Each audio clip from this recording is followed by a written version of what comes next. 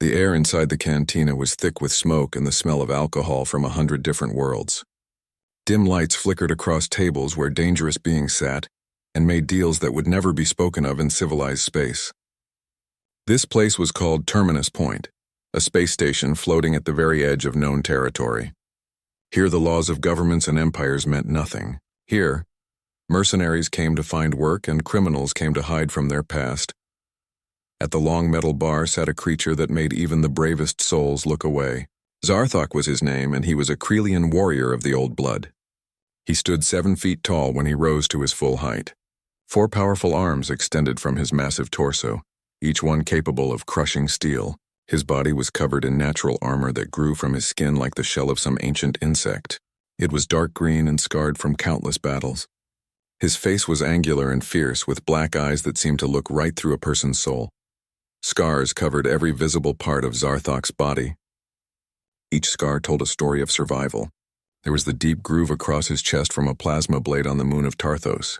The burn marks on his left arm came from defending a warlord's palace against an army. The missing piece of his right ear was a gift from a Vex assassin, who learned too late that Krelians do not die easily. These marks were badges of honor in his culture, proof that he had faced death and won every time. In the galaxy of stars and worlds beyond counting, Zarthok had earned a reputation that preceded him like thunder before a storm. He was the most dangerous mercenary alive. Kings and criminals alike sought his services. He had fought in wars on 50 different planets. He had killed more enemies than most soldiers would see in 10 lifetimes. When Zarthok took a contract, that contract was completed. When he entered a battle, that battle was won. No one had ever bested him in single combat. No mission had ever failed when he led it. Tonight, like many nights, Zarthok sat alone. He preferred it that way. Around him, other mercenaries laughed and boasted about their recent kills. They drank and gambled and told lies about their bravery. But none of them sat near Zarthok. They kept their distance, and he liked it that way. Legends did not need company. Legends did not need friends. Zarthok drank his bitter Krelian ale in silence and watched the crowd with those unblinking black eyes. The doors of the cantina burst open with a crash that made everyone turn and look. A figure strode in with confidence and authority, flanked by armed guards. This was Admiral Kresh, a Vorthian warlord known throughout several star systems. The Vorthians were a powerful species with blue-gray skin and ridged foreheads. They controlled vast territories and commanded armies that numbered in the millions. Admiral Kresh himself was responsible for conquering 3 systems in the last decade. His armor was decorated with medals and symbols of rank. His guards carried energy weapons that hummed with barely contained power. Admiral Kresh walked to the center of the cantina with the swagger of someone who had never known defeat. His guards spread out around him, hands on their weapons, eyes scanning the crowd for threats. The Admiral looked around at the assembled mercenaries and smiled. It was not a friendly smile. It was the smile of a predator who knew he held all the power in the room. The Admiral began to speak in a voice that carried to every corner of the room. He had a job that needed doing. A simple raid on a frontier colony. The target was lightly defended with minimal security. The population was small and unprepared for a real attack. It would take just a few days to complete the mission, maybe less. The payment for this work would be substantial. Any mercenary who signed up would walk away rich enough to retire for a year or more. Mercenaries around the cantina began to stir with interest. They pushed forward, eager to hear more details. Questions were shouted from the crowd. How many defenders? What kind of weapons? When would the attack begin? Admiral Kresh raised his hand for silence, clearly enjoying the attention and the power he held over these desperate fighters. Then Admiral Kresh said the words that changed the entire atmosphere of the room. The target was a human colony. The world was called New Terra. It was one of the newer human settlements on the frontier, far from any major support. The colony had only basic defenses and outdated weapons. The human settlers would be easy prey. The crowd of mercenaries grew even more excited at this news. Across the galaxy, humans were considered one of the weakest species. They had only recently developed the technology to travel between stars. They had been exploring space for just a few decades, while other species had been doing it for thousands of years. Human ships were slow and primitive by galactic standards. Their weapons were old and inefficient. Their colonies were poorly defended because they simply did not have the resources or experience to build proper military Installations.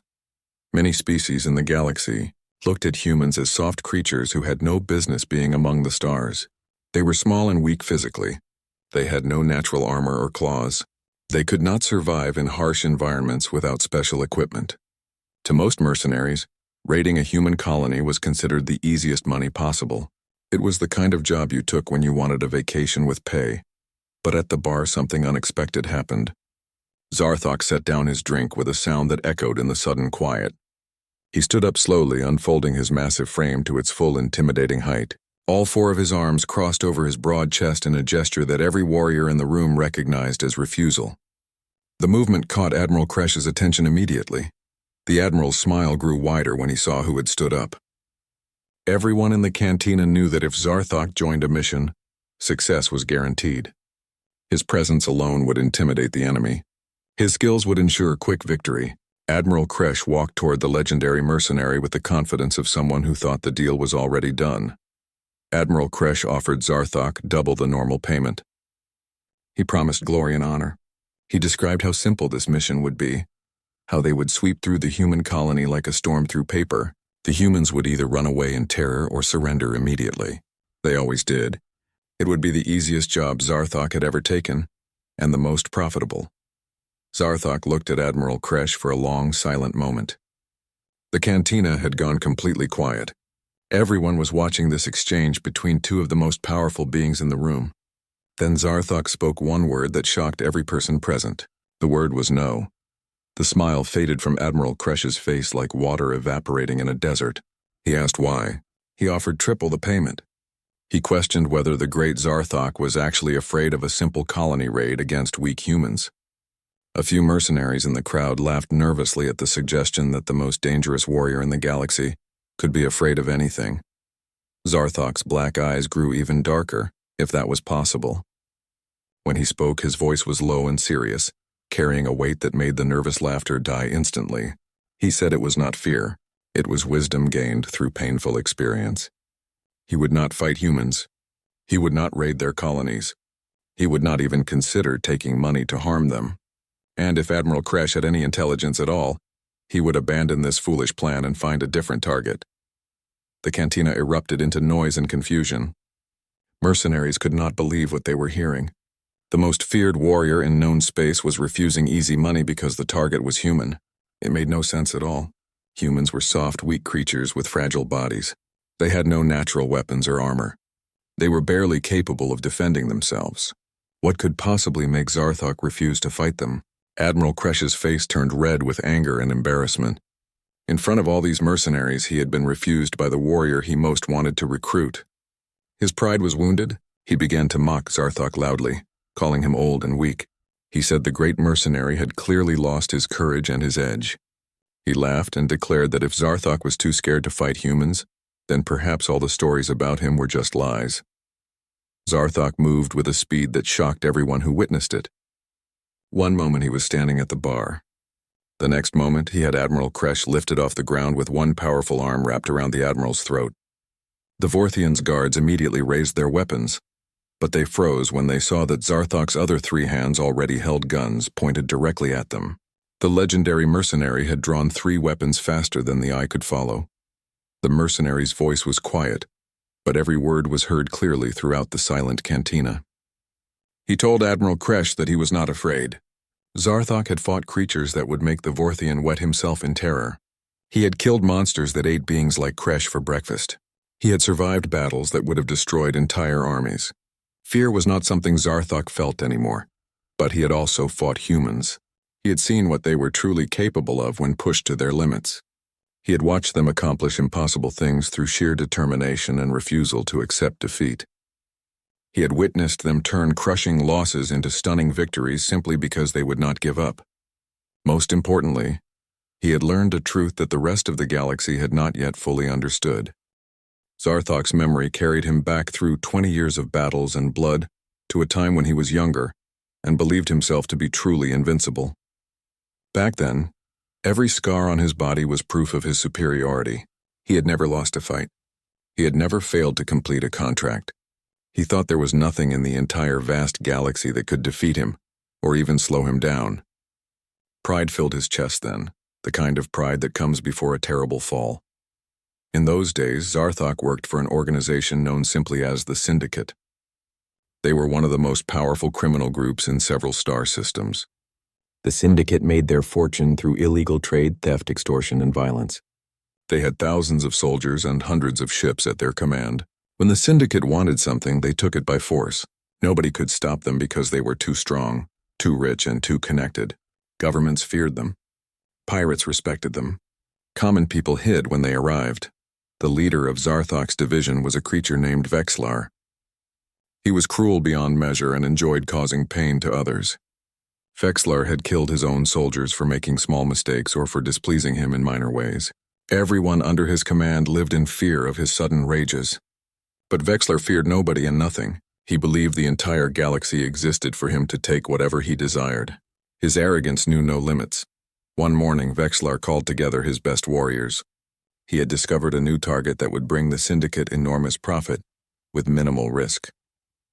The humans had recently established their third colony world in space. It was called Eden Prime, and initial surveys showed it to be a beautiful place. Green fields covered rolling hills. Clean rivers cut through valleys and forests. The air was pure and breathable.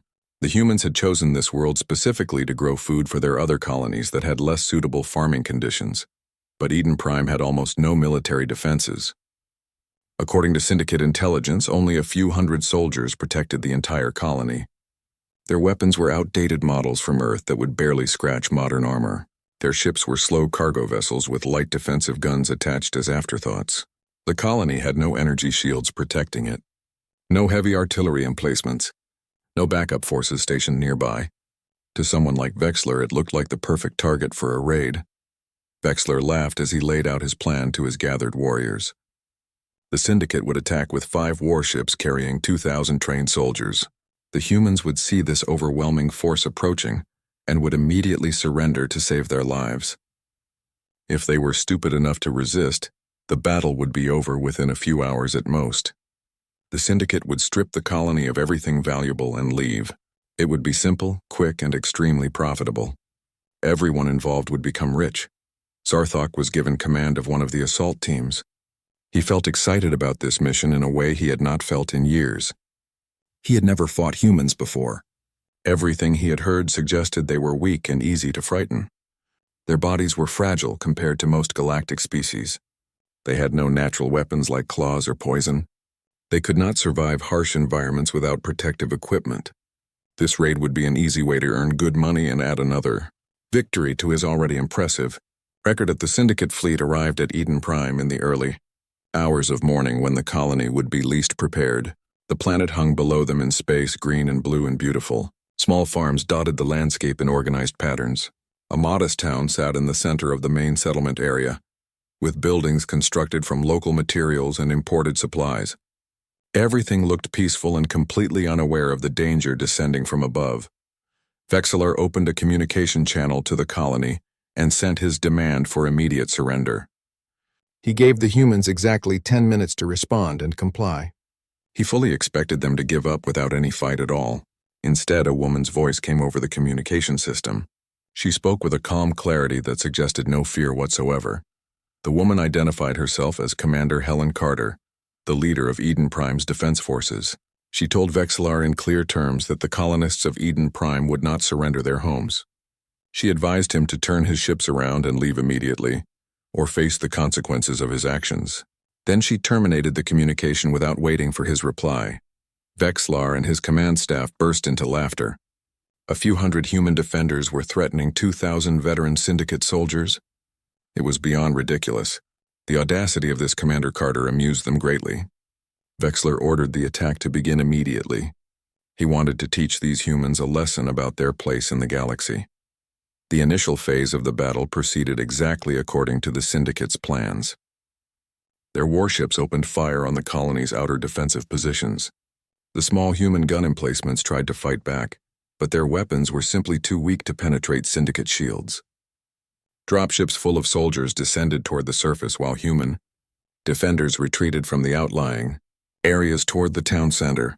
Zarthok and his assault team landed in the farmland surrounding the main settlement. They advanced through fields of growing crops, expecting to find terrified civilians fleeing in panic. Instead, they encountered prepared defensive positions manned by determined soldiers. The humans had converted every barn, every farmhouse, and every storage building into a fortress.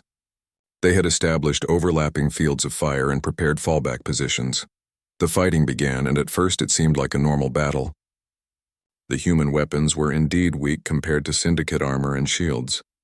Human soldiers were smaller and physically weaker than most Syndicate fighters. But something was wrong. Something did not match what Zarthok expected. The humans refused to run away. When Syndicate forces pushed them out of one position, the humans immediately counterattacked from a different angle. When they lost ground, they fought viciously to reclaim it. Zarthok began to notice disturbing patterns in how the humans fought. Even when wounded, they continued firing their weapons until they physically could not hold them anymore. When their guns ran empty of ammunition, they used knives and tools as weapons. When those were lost, they fought with their bare hands. They simply refused to give up or surrender no matter how hopeless their situation appeared. Hours turned into a full day of brutal combat. The Syndicate had advanced into the town itself, but the progress came at a terrible cost. Dozens of Syndicate soldiers lay dead or wounded. The humans had turned the entire settlement into a death trap. They had placed explosives made from farming chemicals. They had converted agricultural equipment into improvised weapons. They fought from rooftops, from underground tunnels, from everywhere and nowhere. Commander Helen Carter proved to be a tactical genius. She moved her limited forces with perfect timing, making the Syndicate think they faced far more defenders than actually existed. She chose ambush points that maximized human advantages and minimized their weaknesses. She knew exactly when to attack and when to retreat to preserve her forces. Every street became a battlefield. Every building took Syndicate lives to capture. On the second day of fighting, something happened that Zarthok had never witnessed before in all his years of warfare. Civilian humans began joining the battle. These were farmers and shopkeepers who had never received military training. They were teachers and doctors and parents. But when they saw their homes being destroyed and their neighbors being killed, they picked up weapons and fought. Old men who could barely walk stood shoulder to shoulder with teenage boys. Women fought with the same ferocity as men. They had no training, no experience, but they had raw determination born from defending everything they loved. Vexillar grew increasingly furious as the days passed. What was supposed to be a quick and easy raid had become a prolonged and costly siege. He ordered his soldiers to become more brutal and ruthless. He commanded them to destroy buildings without checking for civilians first. He wanted to break the human spirit through terror and overwhelming violence, but the strategy backfired completely. The more cruel the Syndicate became, the harder the humans fought back. They stopped taking prisoners from the attacking forces. They stopped showing any mercy whatsoever. Every weapon they captured was immediately turned against its former owners. Every fallen comrade made the survivors fight with greater determination. The humans had transformed from defenders into something darker and more dangerous.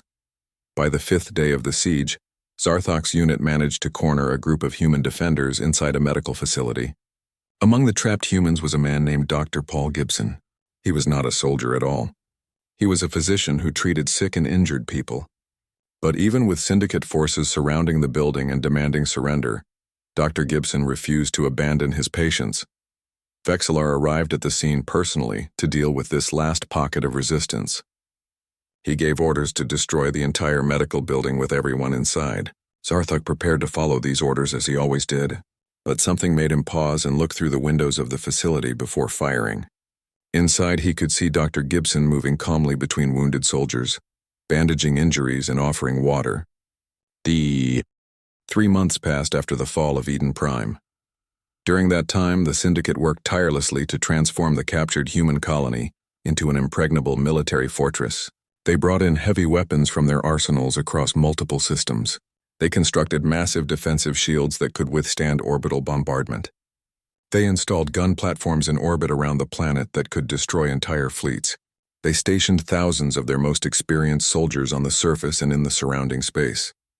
Vexillar was determined that Eden Prime would never be taken from the Syndicate's grasp. Vexillar strutted through the command center with arrogant confidence. He had learned from the initial battle, or so he believed. This time there would be no close combat where human determination could make a difference. His superior weapons and technology would destroy any human fleet, long before they got close enough to engage his forces directly. The defenses he had built were so strong that even a force 10 times larger than his own could not break through them. But while Vexlar celebrated and built his fortress, Zarthok spent those 3 months watching and listening. He gathered information from contacts across the galaxy. He monitored communication channels. He paid attention to rumors and whispers that others dismissed. And what he learned made the cold fear in his chest grow stronger with each passing day. The humans were gathering their forces. Every human colony was contributing ships to a growing fleet. Every human settlement was training soldiers and preparing supplies. Something massive was being organized, and Zarthok knew exactly what it meant. Zarthok tried to warn Vexlar again about the threat that was coming. He shared the intelligence he had gathered about human fleet movements. He explained that the humans were not scattered and weak as everyone assumed. They were coordinating across all their colonies in a way that no one had expected. But Vexlar laughed in his face and called him a paranoid coward. The Syndicate commander insisted that even if humans managed to gather all their pathetic ships together, they would still be no match for the defenses of Eden Prime. On the morning of the 91st day after Eden Prime's capture, alarms began screaming throughout the Syndicate base. Sensors detected ships emerging from faster-than-light travel at the edge of the star system. Lots of ships. More ships than anyone expected the humans to possess. Vexlar rushed to the command center to see what was happening, and what he saw on the displays made his confident smile falter. The human fleet numbered over 200 vessels. Some were proper military warships with weapons and armor. Others were clearly civilian freighters and transport ships that had been hastily converted for combat, with guns bolted to their hulls and armor welded over critical systems. The fleet looked mismatched and desperate, but they all moved together with unified purpose, and their numbers were staggering. Every human colony had sent whatever ships they could spare. Every human settlement had contributed to this armada. Leading this massive fleet was Admiral Kate Sullivan, a human commander known for her careful planning and tactical brilliance. She had spent the entire 3 months since Eden Prime's fall preparing for this moment. She knew that the Syndicate had superior technology and more powerful individual ships. She understood that a direct confrontation would result in heavy human casualties. So she had developed a strategy that would use human advantages against Syndicate weaknesses. She would not fight the battle that Vexlar expected. The battle began with the human fleet splitting into multiple smaller groups. This confused the Syndicate defenders who had expected a straightforward frontal assault. They did not know which group to focus their fire on.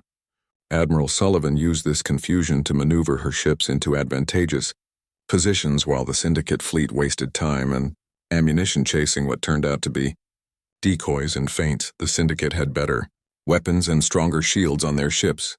But the humans had numbers, and they had something else that proved decisive. They had absolute willingness to sacrifice themselves for the mission. Human captains flew their damaged vessels directly at Syndicate warships when retreat was no longer possible. They deliberately rammed enemy vessels to disable them. They used their own ships as weapons when their guns ran dry or their systems failed. Zarthok watched in growing horror from the surface of Eden Prime as human ships threw themselves into the battle with reckless abandon. One pilot's communication channel remained open as his ship lost all power. The Syndicate forces heard him saying goodbye to his family on a distant colony. He told his children he loved them. He told his wife he was proud to fight for their safety. Then he manually steered his powerless ship into the side of a Syndicate destroyer. The collision destroyed both vessels in a massive explosion that lit up the space around Eden Prime. This was not warfare as Zarthok understood it. Most species fought to achieve victory, while preserving as many of their own people as possible, but humans fought to win regardless of the cost to themselves. They did not care about personal survival if their death would help complete the mission. This mentality terrified the Syndicate soldiers who had never encountered such absolute dedication to a cause. While the space battle raged above, something else was happening that Vexlar had not anticipated. Small human ships had slipped past the main engagement area during the confusion of the initial attack. These vessels landed on Eden Prime's surface far from the main Syndicate strongholds. They carried Marines led by Colonel Ryan Harper, a veteran of Earth's many wars who understood urban combat and guerrilla warfare better than almost anyone alive. Colonel Harper's forces made contact with human resistance fighters who had been hiding on Eden Prime throughout the entire occupation. These brave colonists had been conducting sabotage operations and gathering intelligence for 3 months, waiting for this moment. They had mapped every syndicate position. They knew the locations of supply depots and communication centers. They understood the patterns of guard shifts and patrol routes. They shared all of this information with Harper's Marines. Among Harper's soldiers was Sergeant Amy Chen, a woman who had survived the initial battle for Eden Prime 3 months earlier. Her entire family had been killed in the syndicate attack. Her home had been destroyed. Her friends had died defending the colony. She had escaped to another settlement and immediately volunteered for the Retribution Force. For 3 months she had trained and prepared for this moment. Now she was back on her homeworld, and she brought with her a cold fury that made even her fellow Marines uncomfortable.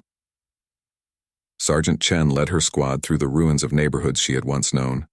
She showed them hiding spots and secret passages that no map could reveal. She knew this land intimately because she had grown up here. She understood the terrain better than any syndicate soldier ever could, and she used that knowledge with lethal efficiency, turning her home's geography into a weapon against the occupiers.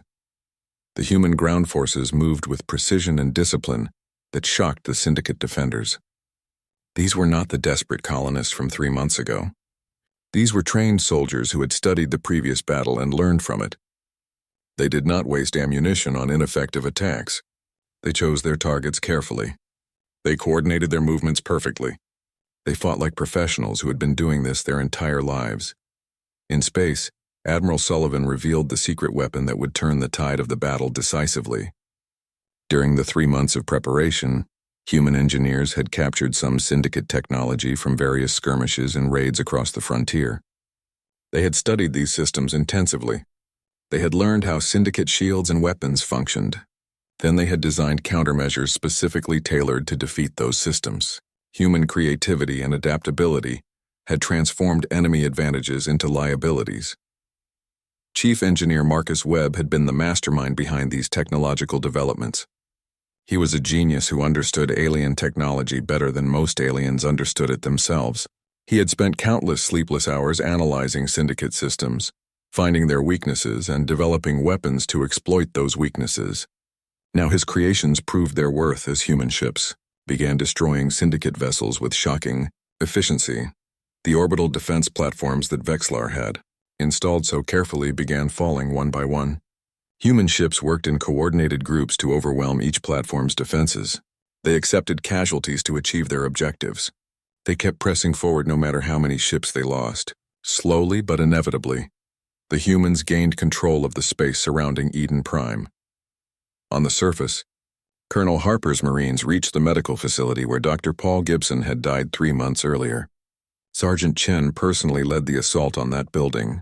The syndicate soldiers inside fought desperately, but they could not match the determination of humans fighting to reclaim their home. Chen and her squad cleared the building room by room, showing no mercy to the occupiers. When the fighting was done, she stood in the ruins of the facility and whispered a promise to Dr. Gibson's memory that his death had been avenged. Vexlar finally understood the magnitude of his mistake. The humans were. Zarthok finished speaking and let the silence hang in the air of the cantina. His story was complete, or at least the historical part of it was finished. Around him, the gathered crowd remained absolutely quiet. Every person who had heard his tale was thinking about what it meant.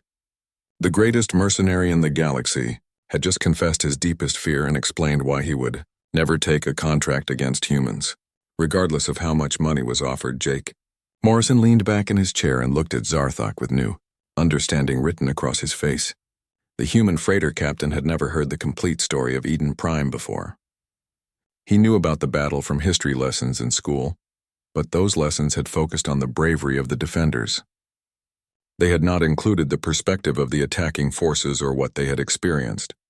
Hearing it now from someone who had been there changed how he understood his own species. Morrison thanked Zarthok sincerely for sharing such a personal and painful memory. He explained that humans had learned important lessons from Eden Prime as well. Every human colony now maintained better defenses and emergency response plans. Every settlement had trained militia forces ready to mobilize. Humans had built their civilization with the knowledge that the galaxy could be dangerous, and they took that threat seriously. Nina Blake had been listening to Zarthok's story while simultaneously working on her computer equipment. As an information broker and smuggler, she maintained connections to communication networks across multiple star systems. She had access to information channels that most people never knew existed. While the old warrior had been speaking, she had been tracking Admiral Kresh's fleet as it moved toward New Terra. Nina turned her screen so that Morrison and Zarthok could see the data she had collected. According to her sources, Admiral Kresh's fleet should be arriving at New Terra within the next few hours. The Vorthian warlord had gathered over 50 warships and thousands of mercenaries. He was confident of achieving an easy victory. None of his soldiers knew the story of Eden Prime or understood what they were really facing. Zarthok shook his massive head slowly, and his black eyes held deep sadness. He said he felt sorry for all those mercenaries who had signed up for Admiral Kresh's raid. They thought they were going to earn easy money and return as heroes. Instead, they were flying directly toward their own deaths. The Admiral had made the same terrible mistake as Vexillar 20 years ago. He saw humans as weak prey when they were actually dangerous predators. By the time he realized his error, it would be far too late to save himself or his forces. A young Krelian mercenary named Bartok had been sitting at a nearby table throughout Zarthok's story. He was perhaps 30 years old by human reckoning, which made him very young for his species. His armor was new and unmarked by the scars of extensive combat. He was eager to prove himself and make a name in the mercenary world. When he heard Zarthok express pity for Admiral Kresh's soldiers, Bartok stood up and laughed loudly. Bartok called Zarthok old and frightened. He said that one battle from 20 years ago did not prove anything significant. Maybe the humans at Eden Prime had gotten lucky with good commanders and favorable circumstances. That did not mean all humans everywhere were dangerous. Bartok declared that he had almost joined Admiral Kresh's mission himself. The payment was excellent and the work seemed simple. He had only stayed behind because he was waiting for an even better contract to come along. The young warrior said he would be laughing at Zarthok when Admiral Kresh returned wealthy and victorious. The raid would succeed easily, and everyone would see that the great Zarthok had become a scared old fool who jumped at shadows. Bartok's voice carried across the cantina, and several other young mercenaries nodded in agreement with his words. Zarthok looked at Bartok with tired eyes that had seen too much death. He did not become angry or defensive. Instead, he asked the young mercenary a simple question that made everyone in the room pause and think. If humans were truly weak and easy to conquer, why had nobody successfully taken a human colony in the 20 years since Eden Prime? Why had every attempt to raid human settlements ended in failure or disaster? The question hung in the air and Bartok had no good answer for it. Zarthok continued speaking, his voice calm and educational rather than confrontational. He explained that in the past 2 decades, dozens of pirate groups had attempted to raid human colonies. Criminal syndicates had attacked human trade routes. Small nations had even tried to conquer human worlds by military force. Every single attempt had failed. Most of the attackers had been completely destroyed, their ships turned to debris and their soldiers killed or captured. Morrison added his own knowledge to Zarthok's explanation. He told the gathered mercenaries that humanity now had mutual defense agreements connecting all their colonies. If one human settlement was attacked, ships and soldiers from every other human world would respond. The species had learned to work together and support each other. They had created communication networks and military coordination systems, specifically designed to ensure that no human colony would ever fight alone again. Nina pulled up records on her computer and displayed them on a larger screen so everyone could see. She showed documented reports of failed attacks on human colonies over the past 20 years. There were many such reports. Each one told essentially the same story. Attackers arrived expecting easy victory. Humans fought back with unexpected ferocity. Reinforcements arrived from other colonies. Attackers were defeated, killed, or forced to flee with heavy losses. Zarthok used these examples to explain what he had learned about humans through decades of observation. He said that humans were individually weaker than most galactic species, which was absolutely true. Their technology had been less advanced when they first entered space, which was also factual. But humans possessed special qualities that made them far more dangerous than their physical limitations suggested. First, humans adapted faster than any other species Zarthok had ever encountered. When they faced a new challenge or enemy, they studied it intensively. They learned from every engagement and every mistake. They analyzed their losses to understand what went wrong and how to improve. They never made the same error twice. In just 20 years, human military technology and tactics had improved dramatically because they constantly learned and evolved.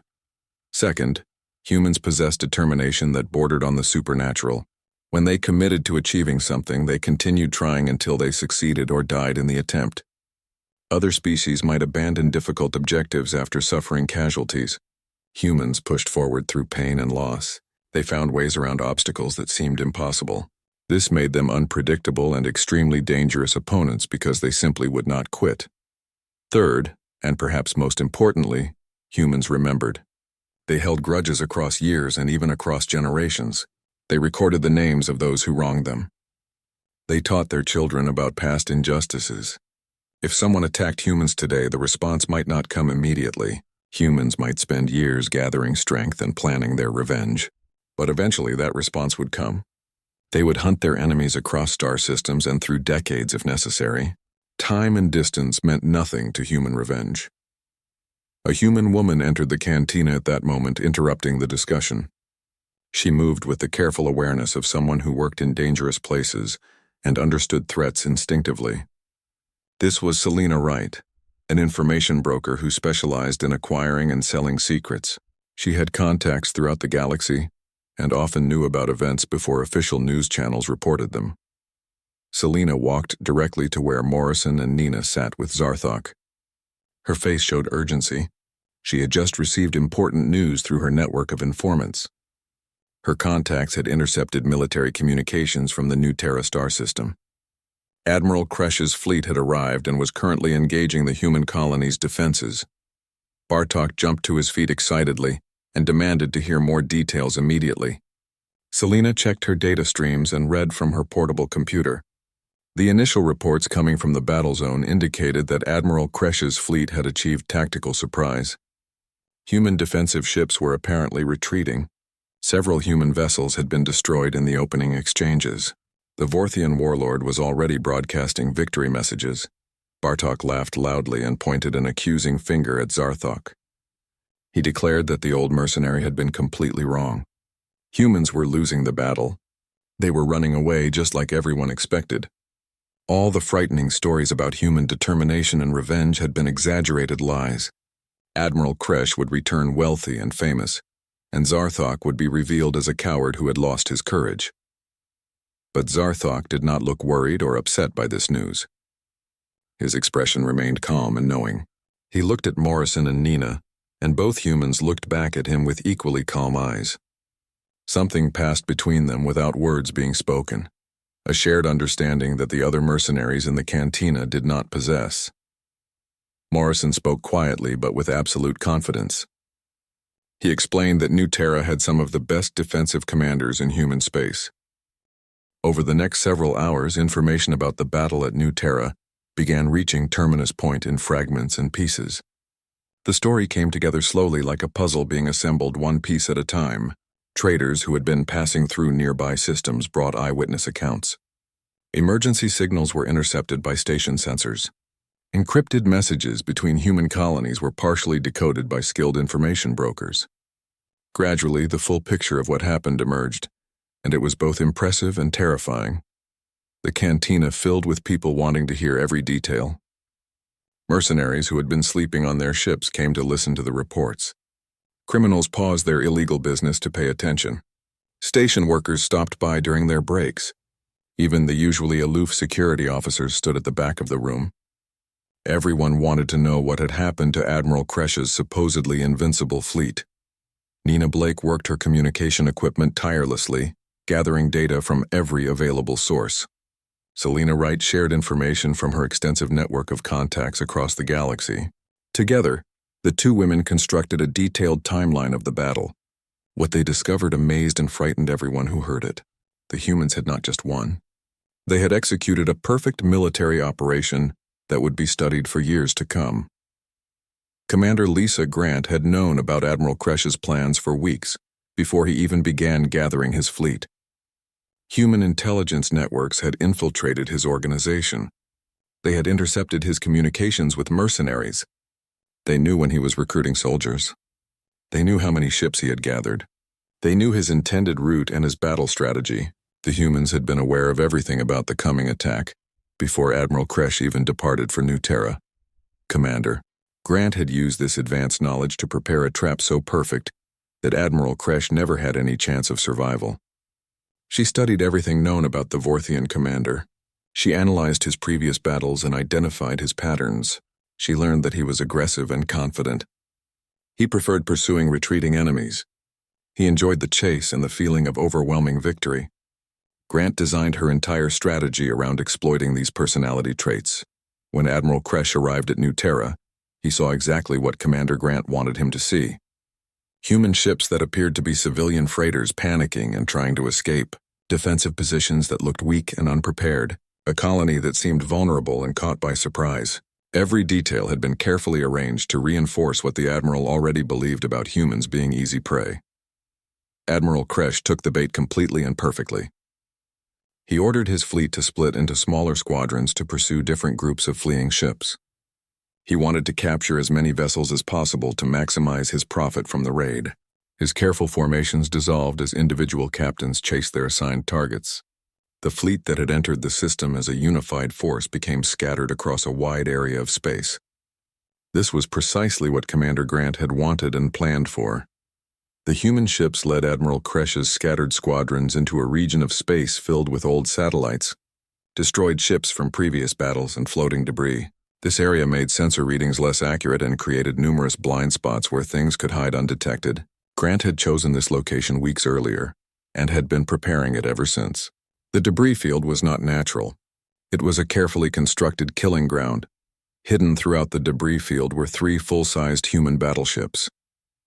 These were not the small patrol vessels that Kresh had seen retreating. These were proper warships with heavy weapons, strong shields, and experienced crews. They had been waiting in complete silence with all systems shut down to avoid detection. Admiral Kresh's sensors never found them until it was far too late to matter. Also concealed within the debris were dozens of automated defense platforms. These were unmanned weapon systems controlled by advanced computers. They could fire missiles and energy weapons without requiring human operators.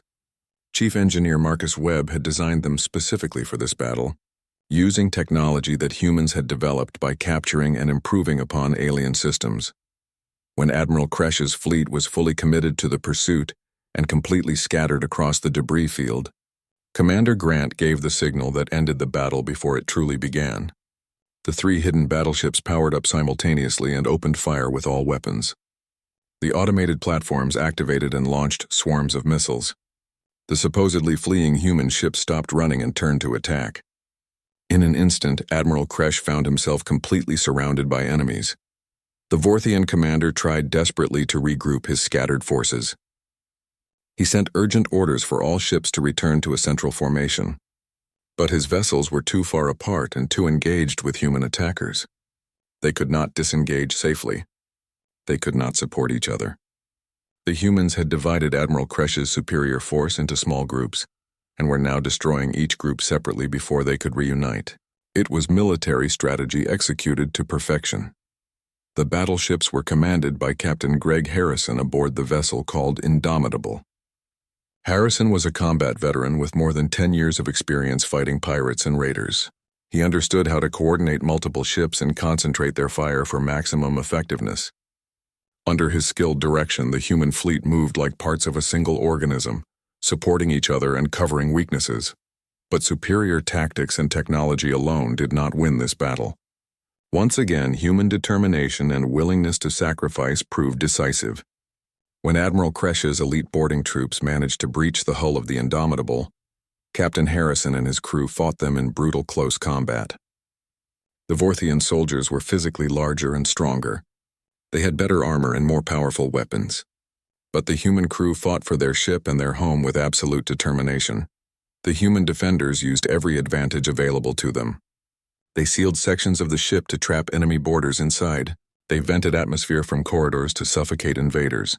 They fought with guns when they had them, with tools when guns were lost, and with bare hands when nothing else remained.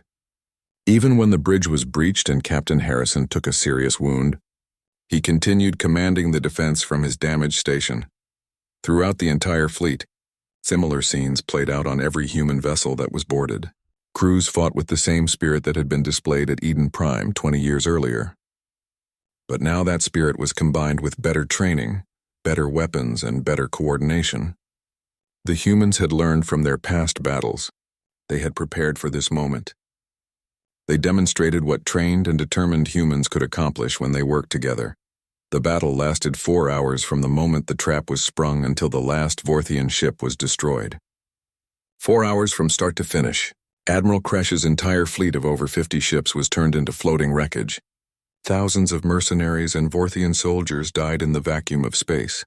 The Admiral himself perished when concentrated fire from multiple human battleships tore his flagship into pieces. A few dozen enemy soldiers managed to escape in emergency life pods before their ships were destroyed.